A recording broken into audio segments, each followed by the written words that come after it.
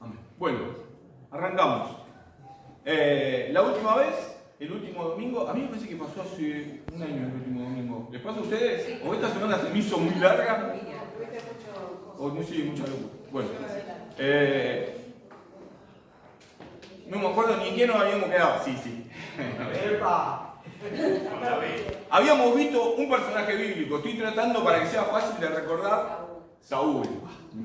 Sí. Habíamos visto el principio de la monarquía, ¿sí? Habíamos salido de la etapa de jueces, ¿se acuerdan? Un tiempo tan oscuro, no había rey en Israel, el versículo clave del libro de jueces, no había juez en Israel, cada uno hacía lo que bien le parecía. Buen texto, ¿no? Para no olvidar. El último gran juez fue Samuel, muy bien, fue Samuel. Fue el que dio inicio a la monarquía y el que, a pedido del pueblo, ¿sí? Ungió al primer rey de Israel. Un rey que dijimos estaba hecho a la imagen, ¿no? Y a la estatura, sobre todo a la estatura, porque era muy alto, de lo que demandaba el pueblo. Querían un rey como todas las naciones. En cuanto a lo externo, uno veía a Saúl y era el rey, con todas las letras, ¿sí? Un hombre de porte importante, alto, bien parecido, ¿sí? Prototipo ideal. Era el prototipo del rey para aquella época, ¿sí? Sin embargo, interiormente tenía muchas falencias, grandes grietas, ¿no? Que con el transcurso del tiempo se hicieron más importantes y se fue notando lo que había verdaderamente en el interior de Saúl. Era un hombre egocéntrico, ¿no? Y era un hombre, básicamente, que lo definíamos con una palabra: desobediente a Dios. Hacía lo que a él le parecía, ¿no?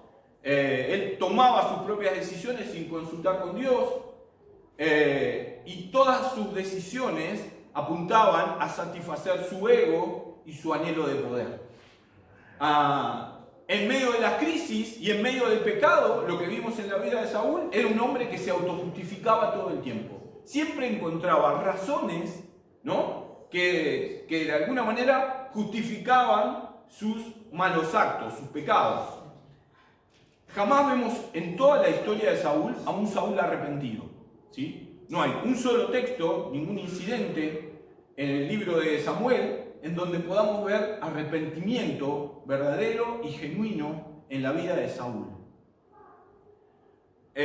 Vimos que a mitad al poco tiempo de su reinado, en realidad no pasó mucho tiempo, con los primeros actos de desobediencia, Dios lo desecha y envía a Samuel a ungir al que sería el nuevo rey de Israel. Un reino, ¿no? Anunció Dios, que no tendría fin, ¿no? Y ahí ya había un indicio de la profecía, de la historia que estamos viendo, que es la historia de la salvación, volviendo al principio de nuestra historia.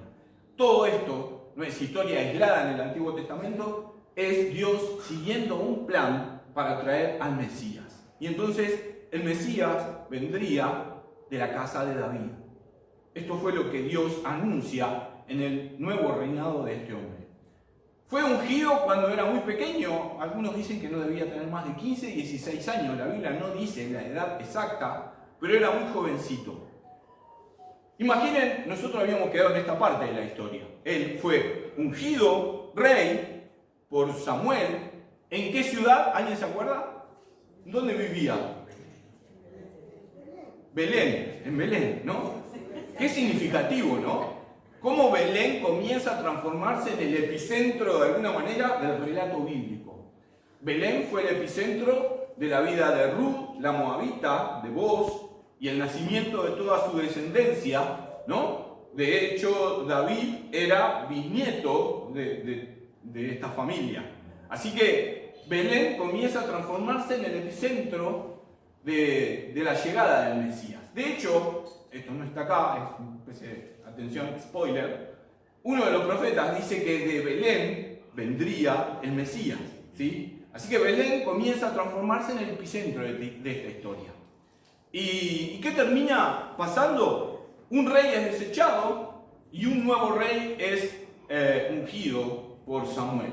Recuerden que Samuel esto lo tuvo que hacer oculto, porque básicamente lo que estaba haciendo Samuel era un acto de traición al rey, ¿sí? Si Saúl hubiera sabido quién estaba siendo ungido y qué estaba haciendo Samuel en la ciudad de Belén, probablemente Samuel hubiera sido ejecutado por el rey Saúl por traición. Así que fue encubierto Samuel a Belén, unge. Recuerdan el incidente, no lo voy a relatar de nuevo. Era el despreciado de la familia, ¿sí? Cuando juntaron en la mesa, los pusieron a todos, menos a David, que se quedó en los pastizales, en los campos, cuidando a las ovejas de la familia. Algunos historiadores dicen que David era despreciado hasta por su propia familia, ¿no? Hace poco salió una serie que se llama La Casa de David, que trata de darle contexto a esta historia, y la verdad es que lo hacen muy bien. Y la verdad que era despreciado por sus hermanos, despreciado por su familia, dejado de lado. Y en medio de ese encuentro con Samuel, David no es llevado a la mesa. Cuando después Dios descarta a todos los que estaban ahí, que también tenían buen porte, sobre todo Eliab, el que primero van a ungir, y Dios descartó, es traído a la mesa David y es ungido como rey. Pero piensen que era un niño, así que imagínense, un adolescente, imagínense la cara de los hermanos, la cara del propio Isaí, cuando el que es ungido como rey de Israel era el más pequeño de la familia, ¿no? ¿Cómo termina esta historia? La verdad que mucho la Biblia no relata, pero sin duda, en medio de esta historia, David terminó todo y volvió a las ovejas. Ahora, imagínense qué paradójico es, ¿no? Ser ungido rey, pero terminar volviendo a trabajar al campo con las ovejas.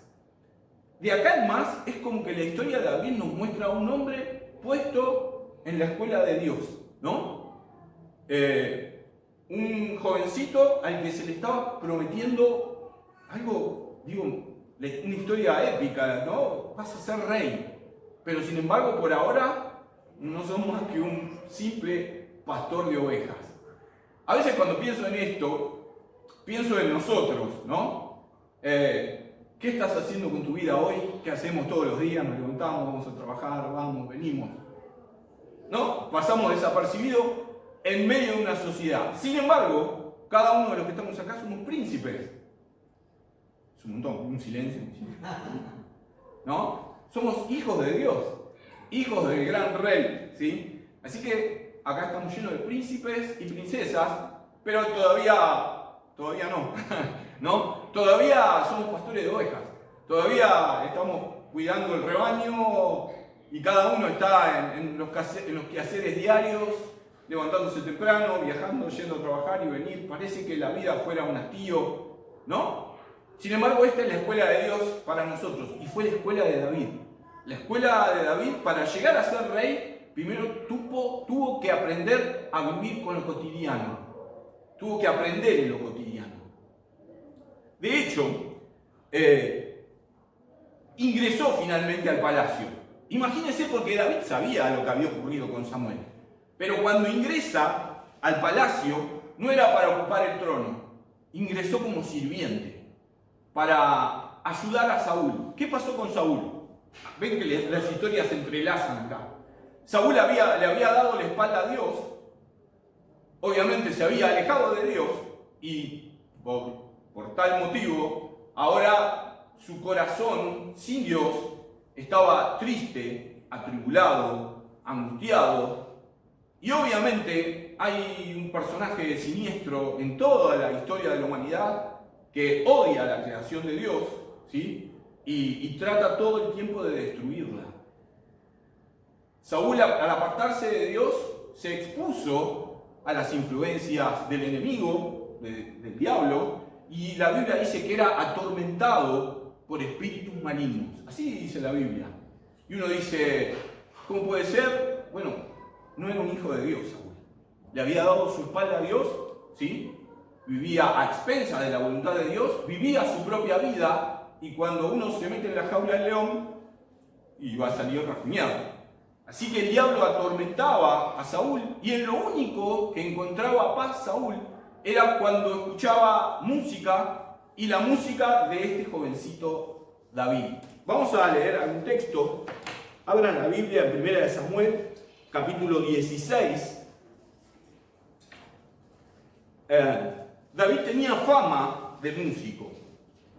En la soledad del desierto, él tocaba un instrumento que se parecía mucho a lo que hoy conocemos como arpa, pero no una arpa de esas gigantes que usan en Paraguay para hacer música, sino una arpa de mano pequeña, que tenía un nombre diferente, ¿sí? Pero era como una especie de arpa pequeña. Una lira.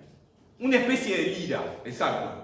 En hebreo tenía otro nombre, Kitsón o algo así, ahora no me acuerdo el nombre. El punto es que él tocaba esta arpa mientras cuidaba las ovejas, ¿sí?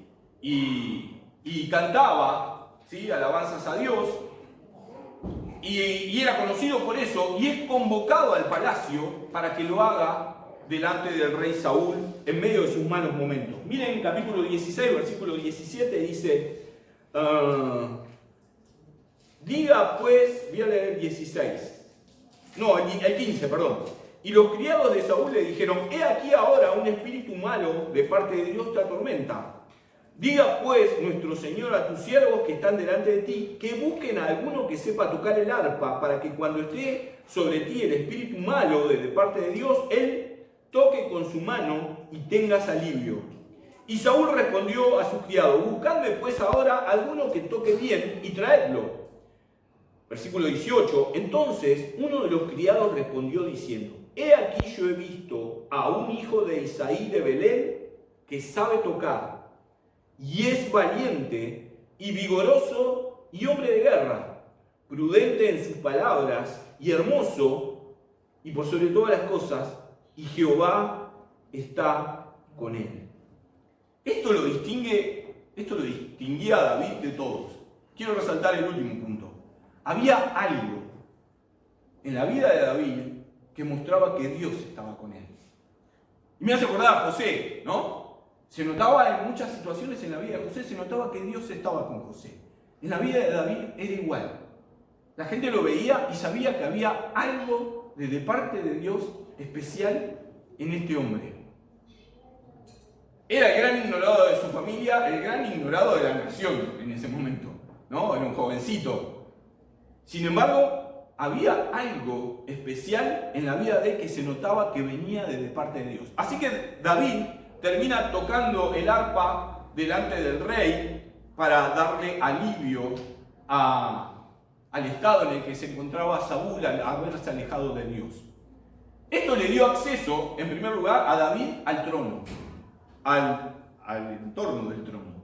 En el lugar, David aprendió cómo se manejaba el protocolo delante del rey. Aprendió de política, de historia, de las peculiaridades de la monarquía, como un jovencito con un arpa simplemente mirando. Gracias. ¿Me entienden?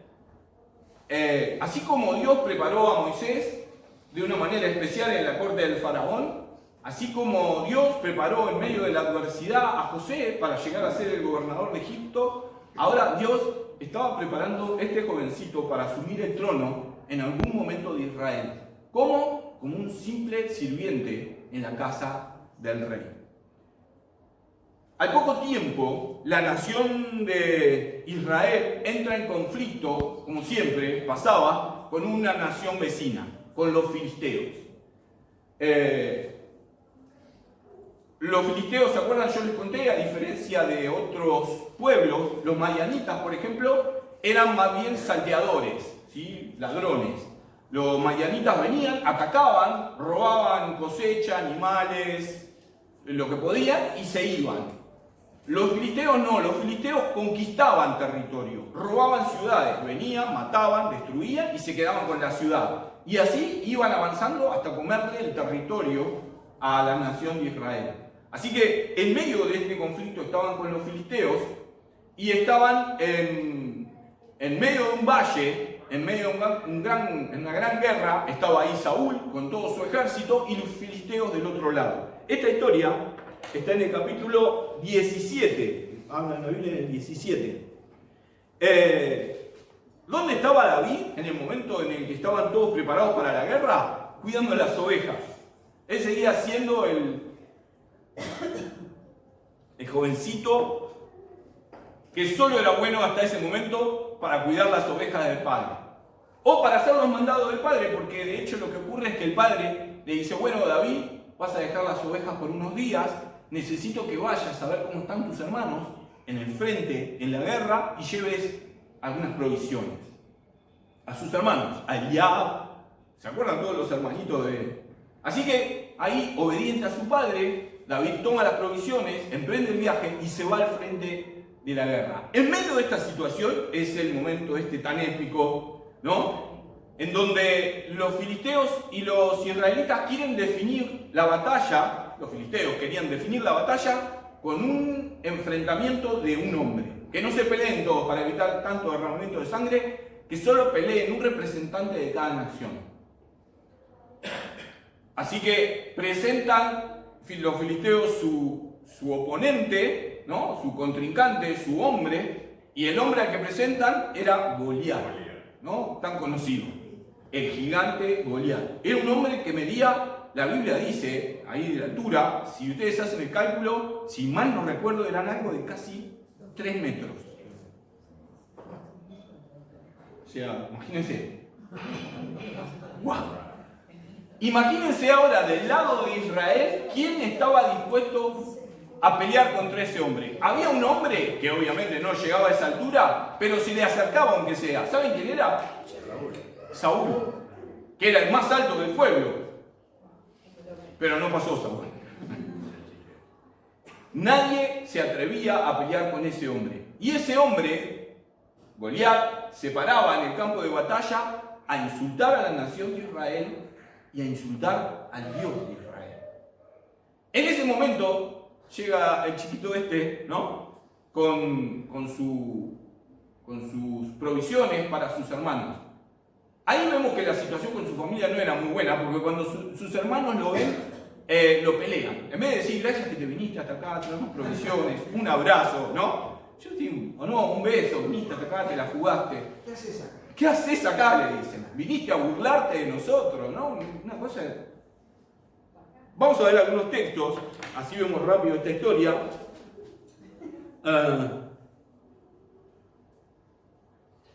Capítulo 17.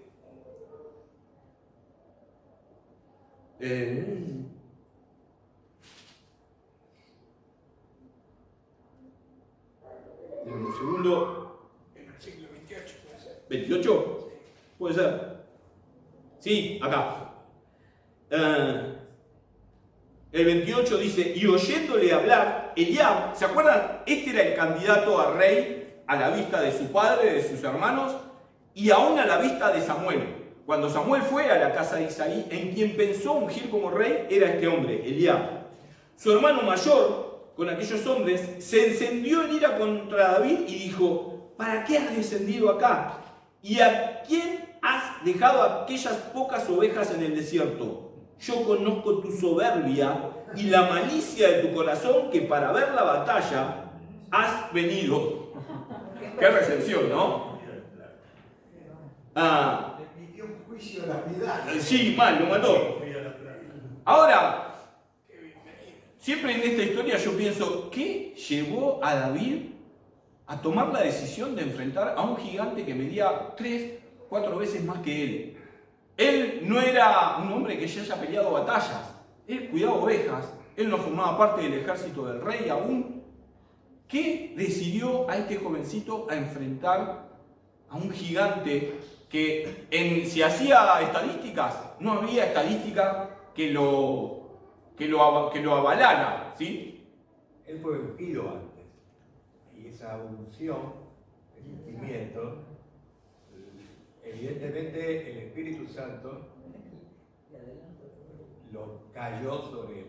¿Se acuerdan cuándo pasó eso? Antes. ¿Pero en qué momento pasó? Cuando fue Samuel a la casa de él. Cuando fue Samuel a la casa de él, lo ungió con aceite, y la Biblia nos aclaraba, el Espíritu Santo vino sobre él. El poder de Dios estaba en este joven, ¿sí? No era un jovencito aislado, había algo especial en él. Era el poder del Espíritu Santo en él, que lo animaba, que lo impulsaba a enfrentar el peligro que fuera. ¿Saben que esta situación no es particular solo del Antiguo Testamento? Si ustedes estudian el libro de los Hechos, van a encontrar a una iglesia minoritaria en una ciudad en donde eran nadie, eran una pequeña secta, ¿sí? En donde su líder principal, Jesús, el Nazareno, había sido ejecutado como un malhechor no hace muchos meses. Sin embargo, la iglesia enfrentaba el peligro y predicaba el evangelio con valor, porque era llena del poder del Espíritu Santo. ¿Saben que a mí es una historia que también me pone la piel de gallina? Son los primeros capítulos del libro de los Hechos. ¿Se acuerdan del incidente del cojo en la puerta del templo? Que viene Pedro y Juan, sobre todo la parte que dice, no tengo ni plata ni oro, ¿no? Esa parte me acuerdo siempre para esta época más o menos.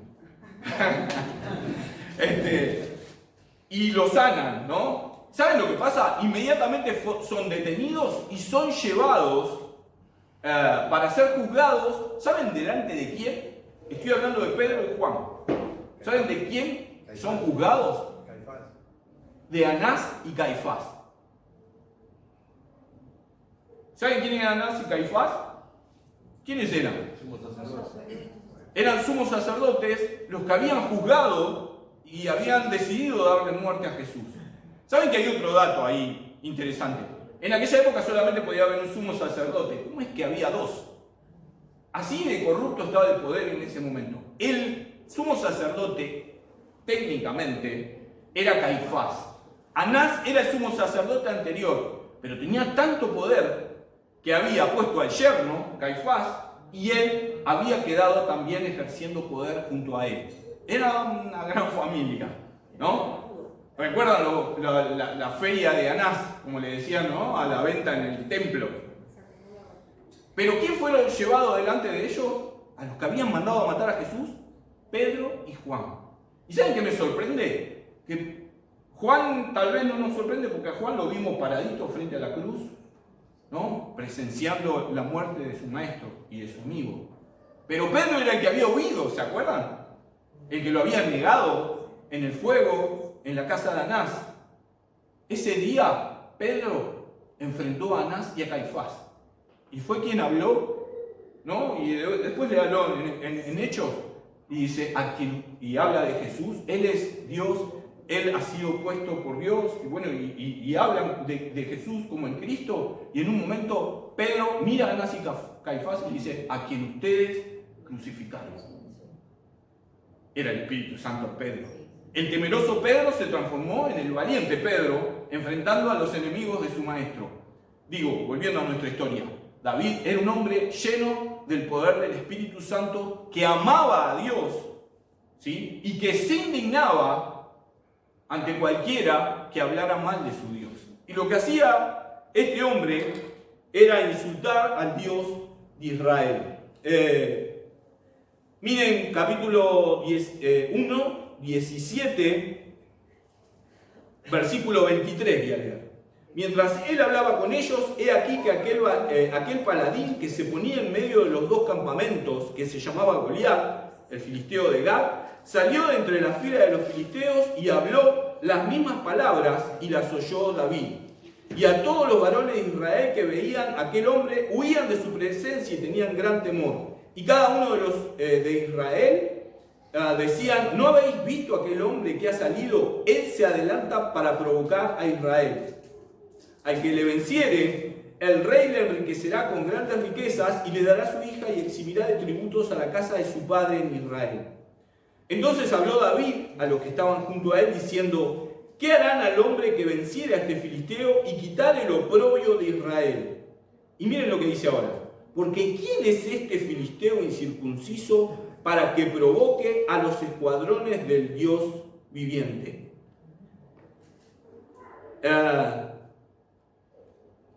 No soportaba a David el insulto de este hombre al nombre de Dios. Y entonces decide adelantarse y pelear él mismo contra el gigante. Siempre yo me pregunto, ¿habrá tenido miedo David frente al gigante? Y la respuesta para mí es sí. El tema es cómo manejaba el temor. Y de ahora en más vamos a ver que David es un hombre que su vida la pasó enfocada en Dios. Frente a la adversidad, frente al peligro, frente al enemigo, él quitaba su mirada del gigante que tenía por delante y se enfocaba en Dios. Hay muchos salmos en donde uno lee y se va a dar cuenta que pasaba esto. En medio de la oscuridad, Jesús decía, tu palabra o tú eres mi lámpara, ¿no? Cuando él estaba en una cueva rocosa, ¿sí?, oculto, o huyendo de Saúl, él decía, Jehová es mi roca. Todo el tiempo él enfocaba su mirada en Dios y no en sus problemas, en sus aflicciones, en sus enemigos. Su mirada estaba puesta en Dios. Esto es muy viejo, todo el mundo lo dice, ¿no? Cuando vos medís tus problemas, tus situaciones, aquello con lo que estás lidiando, con vos te sentís pequeño y te sentís desbordado, ¿sí o no? Frente a nuestros problemas nos sentimos desbordados, porque de alguna manera estamos midiendo nuestra vida tan compleja con nosotros y nos vemos pequeños, ¿sí o no? Sí, profe, y también ahí los discípulos cuando fueron a predicar con valentía, ¿no? Poco antes estaban todos reunidos orando justamente eso, Señor, danos de nuevo para predicar con valentía. Eso pasó inmediatamente después del arresto. Sí. Y bueno, y ellos pidieron también eso, hablar con valentía los discípulos, y que estaban reunidos en la casa orando, acompañando todo lo que estaban haciendo, la obra que estaban haciendo Pedro y Juan. Y ahí dice la palabra que ellos empezaron a predicar con denuedo y con valentía. Entonces eso, como está diciendo profe, nos muestra la comunión que tenemos que tener con nuestro papá, ¿no? Más allá de que sabemos que el Espíritu Santo arrasa y nos usa en gran manera a su pueblo, pero esa comunión como muestra que tenían David, que tenían todos, ¿no? Como todos los personajes que vamos viendo, desde que empezó toda esta historia, funciona así. Claro. Moisés vivía a los pies de Dios. Moisés consultaba todo con Dios. Moisés, en medio de los grandes conflictos del desierto, vivía apegado a Dios, oraba a Dios, buscaba dirección de Dios y ponía todas sus cargas en sus manos y confiaba en Él. En este punto es igual. David ponía a los gigantes, ¿no?, que tenía por delante y los medía ¿con quién? ¿Con él? No. A Dios, ¿no? Y cuando uno mide sus problemas con el poder de Dios, mide su situación con lo que Dios puede hacer, ¿no?, la perspectiva cambia. El punto es que, bueno, finalmente él va a salir a la batalla y Saúl propone, porque piensen, ¿cómo venía vestido David? Con harapos, con lo que él sale a cuidar las ovejas, ¿no? No es que se cambió y salió vestido para la guerra, él iba vestido como un pastorcito.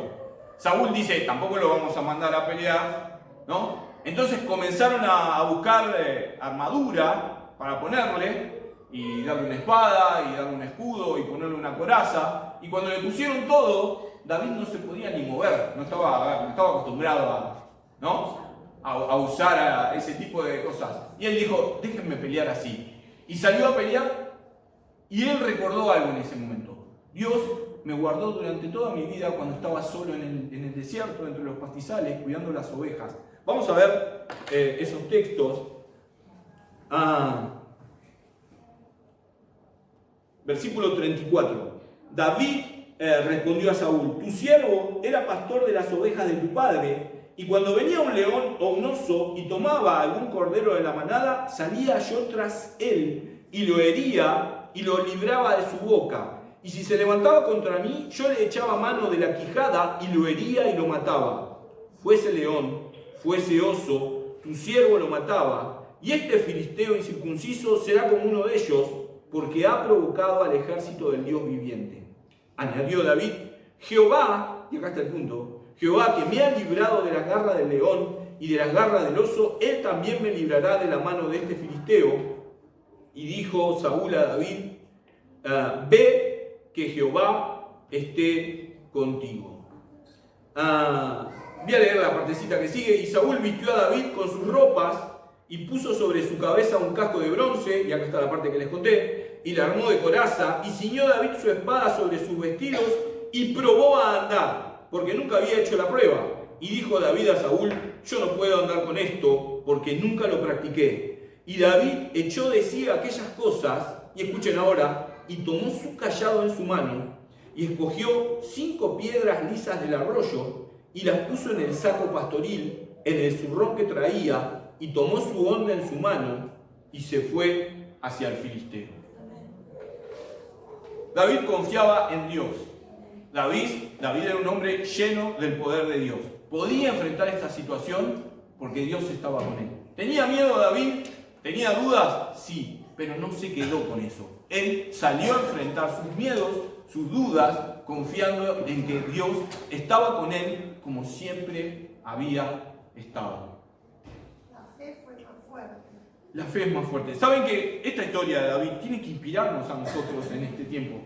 Todos vivimos situaciones difíciles, más, menos, ¿sí? Todos tenemos que enfrentar nuestros miedos, nuestras dudas, circunstancias que no son las que esperamos, que no son las que queremos, pero no queda otra, ¿sí? El Señor está de nuestro lado. Tenemos que apoyarnos en nuestra historia.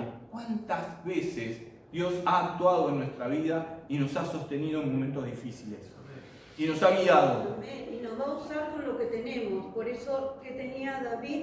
Tenía el cayado, tenía una piedra, lo que él continuamente siempre usaba. O sea, la palabra él nos muestra, como hizo también con Moisés, con la vara, ¿no? Que Dios le dijo: ¿qué tenés? Tengo la vara. Bueno.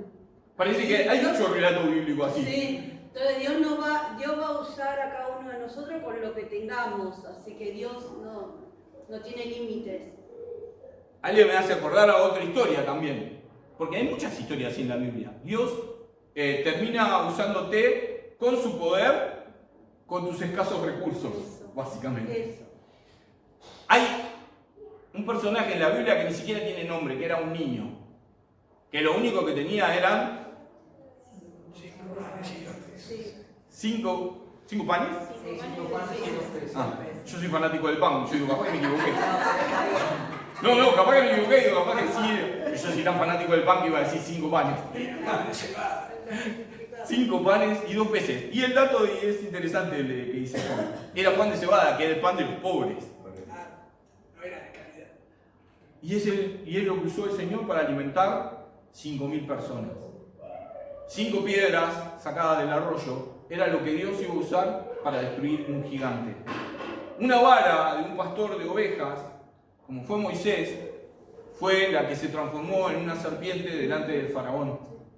Un jovencito despreciado por su familia, ¿sí?, llamado José, fue el usado por Dios para preservar a una nación. Quiero terminar con esto porque me parece que aporta. ¿Quiénes somos nosotros? ¿Qué recursos tenemos nosotros? ¿No? Muchas veces tal vez nos desalentamos, nos miramos al espejo y decimos: ¿qué puedo hacer para el Señor? Eso poquito que tenés. Una vara, ¿no? 5 piedras, 5 panes, 2 peces, lo que tengas. Eso poquito en vos es un recurso poderosísimo en las manos de Dios.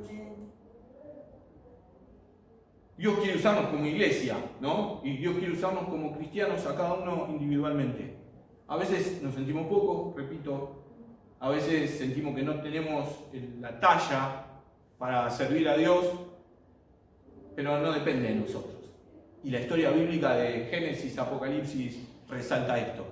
El poder, la excelencia está en Dios, y Dios en su amor y en su gracia ha decidido usar hombres y mujeres imperfectos, con pequeños dones, con pequeñas aptitudes, pero que se transforman en algo poderoso en sus manos. ¿Amén? Volviendo a la iglesia de Hechos, al principio eran solo 120 reunidos en un cuarto, casi que terminamos sin querer ahí.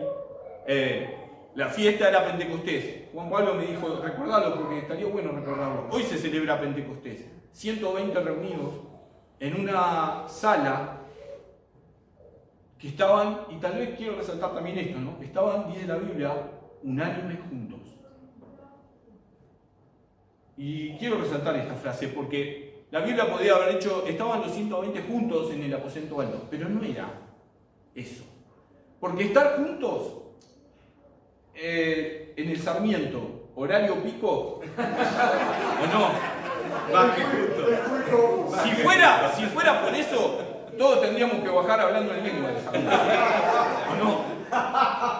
Y el 57 que tomo yo, que están dando, yo voy parado en una pierna en el 57, ¿no? Pero un profeta tendría que ser, ¿no? Pero la Biblia dice que estaban unánimes. Y cuando la Biblia dice que el pueblo de Dios, en este punto, en el aposento alto estaban unánimes, es que estaban en un solo ánimo, en un solo sentir. ¿Eran diferentes los 120 uno de otro? Sí, un montón. ¿Se acuerdan? Estaba el ex recaudador de impuestos, el ex terrorista que mataba a romanos y publicanos. Había una variedad tremenda, ¿sí? Con diferente carácter. Estaba el loquito, el tipo tranquilo que no hablaba, el que hablaba por demás y que había que callarlo. Eran todos diferentes, pero todos tenían un solo sentir, y era esperar lo que dijo el Padre, ¿no? Esperar lo que dijo Jesús, la promesa del Padre. El Espíritu Santo va a venir, esto es lo que pensaban, y en esto estaban centrados, y nos va a capacitar, nos va a dar poder. Poder para ser testigos. ¿Y saben qué significaba la palabra testigos en el original? Esta la he escuchado 1000 veces. Era mártires. Mártires. ¿Qué significaba? Que era gente que estaba dispuesta a testificar de Cristo aún hasta la muerte. Jesús les dijo, no se vayan de Jerusalén, porque va a venir sobre ustedes el poder. Y me seréis testigos en Jerusalén, en Judea, en Samaria y hasta lo último de la tierra. Y esa profecía se cumplió. El Espíritu Santo vino y la iglesia abarcó todo el imperio romano en cuestión de tiempo. Comenzaron predicando el Evangelio en Jerusalén. Yo siempre digo esto y lo aclaro porque me parece importante. ¿Saben qué simboliza Jerusalén? Los tuyos, tu familia, los que te rodean. Es ahí donde tenés que empezar. Lleno del Espíritu Santo, predicar a los que tenés alrededor, a los tuyos. Si no sos testigo entre los tuyos, ¿qué sentido tiene que te vayas a ver a los chinos en Jerusalén? Después en Judea, dice. Judea eran los más alejados, tal vez los vecinos o los familiares más alejados, ¿no? Eso representaría para nosotros, digo. Tenés tía, tenés tío, tenés primos que no conocen al Señor, es tu Judea. Es tu Judea. Algunos, yo a veces siempre he escuchado a jóvenes, sobre todo, fui joven y también me hubiera encantado irme a la China, ¿no? O algún... Yo les confieso algo, yo tenía un país en mente en mi juventud que soñaba con ser misionero en ese lugar. No ocurrió. Ojo que puede pasar. Para Dios nada es imposible. Nada es imposible. Sierra Leona. ¿Saben dónde queda Sierra Leona? África. No sé por qué, se me veía un cariño, oraba por Sierra Leona. Pero una vez Dios me dijo, bueno, ¿querés ir a Sierra Leona? Arrancá con el tío Julio, que tiene cáncer de pulmón y se está por ir. ¿O no? Arrancá con la tía Alicia, que tiene picos de presión todo el tiempo. Se te va en cualquier momento la tía Alicia. Judea, ¿no? Samaria. ¿Saben qué simbolizaba Samaria para los judíos de Jerusalén? Los enemigos. Los enemigos, la gente esa que no te bancás. ¿Tienen gente así? Bueno, ustedes sabrán, ¿no? Pero ahí está diciendo que tenemos que ser testigos aún entre los que no nos resultan tan simpáticos, ¿no? Y al final, sí. Después que evangelizaste a los tuyos, ¿no? Después que evangelizaste a tus vecinos, después que evangelizaste a esos que no te bancás, ¿no? Y ahí después podés pensar en ir a evangelizar las naciones. Todo esto ocurrió el día de Pentecostés. Dice la Biblia, con esto termino, el Espíritu Santo cayó y pasó algo especial, algo que nunca había pasado, porque hasta ahora, hasta este punto de la historia de la redención, el Espíritu Santo visitaba a hombres, como visitó a David, como visitó en su momento a Saúl, como visitaba a diferentes personajes que hemos visto, a Sansón. Ahora el Espíritu Santo venía para quedarse con su pueblo. Por eso descendió de esa manera tan estrepitosa. Entró un viento recio en el cuarto en donde estaban, se aparecieron lenguas repartidas como de fuego. Esta es la descripción que usa Lucas para describir algo difícil de explicar. Y un pueblo temeroso, encerrado, con miedo, fue lleno del poder del Espíritu Santo, y dice la Biblia que comenzaron a hablar en otras lenguas. ¿Y por qué Dios hizo eso? Porque Jerusalén era el día de Pentecostés, una fiesta muy especial. Tan especial que venían de todas partes del imperio, judíos y extranjeros, pero que se habían judaizado, venían a celebrar la fiesta de Pentecostés. Jerusalén estaba llena. Se lo resumo así, llena de gente. Si vas a hacer una campaña evangelística, vos necesitas que esté lleno de gente. Y Dios, que tiene más estrategia que nosotros, eligió el día justo, el momento justo, para despertar en poder a su iglesia. Así que cae el Espíritu Santo, Jerusalén llena, partos, medos, no tenemos tiempo de leerlo, elamitas venían del norte de África, estaban de todas partes en Jerusalén. Y dice que los discípulos comenzaron a hablar en las lenguas de las naciones que estaban representadas en el lugar. La gente los escuchaba hablar y decía, está hablando en nuestro lenguaje, pero el acento que tienen, ¿no son galileos estos? De eso lo dice la Biblia. ¿Saben por qué decían eso? Porque un galileo te dabas cuenta enseguida que era galileo por el acento que tenía. Un cordobés. Iba a decir eso. Ustedes ven un cordobés y tienen duda, escuchan, es cordobés. Bueno, así un galileo en aquella época. Y los escuchaban y decían, pero estos no son galileos, mirá el acento, pero está hablando en mi idioma. Se sorprendían hasta que el temeroso, el que lo negó 3 veces, Pedro, se levanta y trae un mensaje que léanlo. Si sale esas palabras de la boca de Pedro, no hay duda que eso era el poder del Espíritu Santo. Porque habla y da un discurso teológico con una luz teológica que era únicamente porque el Espíritu Santo lo había llenado. Pedro jamás podría haber predicado como predica en ese capítulo de Hechos si no es porque el Espíritu Santo está en él. Cierro con esto. La iglesia de hoy necesita ese poder. Necesitamos nuestro Pentecostés. Necesitamos una iglesia apasionada que ame al Señor por sobre todas las cosas. Que se atreva no solo a vivir juntos, porque juntos es fácil. En el tren lo hacen, no nos queda otra. ¿No? Unánimes, con un mismo propósito, con un mismo sentir, derribando todas las barreras, ¿no? Entendiendo que para lo único que estamos es para servir al Señor. ¿Amén? Señor, te damos gracias en esta mañana por estar juntos. Gracias. Gracias por tu presencia en nuestra vida, Señor. Señor, necesitamos un nuevo Pentecostés en nuestra vida, Señor. Un Pentecostés que nos llene de tu presencia, Señor. Que el Espíritu Santo quite de nosotros todo aquello que no es de tu agrado, Señor. Que nos ayudes a vivir juntos y unánimes, predicando tu palabra, cada uno en nuestro lugar, Señor. A los nuestros, a nuestra familia cercana, a nuestra familia lejana, a nuestros vecinos, a aquellos con los que tal vez no nos llevamos tan bien, no nos caen tan bien. Danos palabra, Señor. Queremos llevar tu palabra en el poder del Espíritu, como lo hacía tu iglesia primitiva. Queremos impactar en una sociedad hostil, Señor, tanto como lo hizo tu iglesia en el Imperio Romano de aquella época. Te damos gracias, Señor, y abrimos nuestro corazón para que tú sigas hablando de estas verdades, sigas transformando nuestra mente y nuestro corazón, y nos use conforme a tu voluntad. Te damos gracias, Señor, en el nombre de Jesús. Amén. Amén.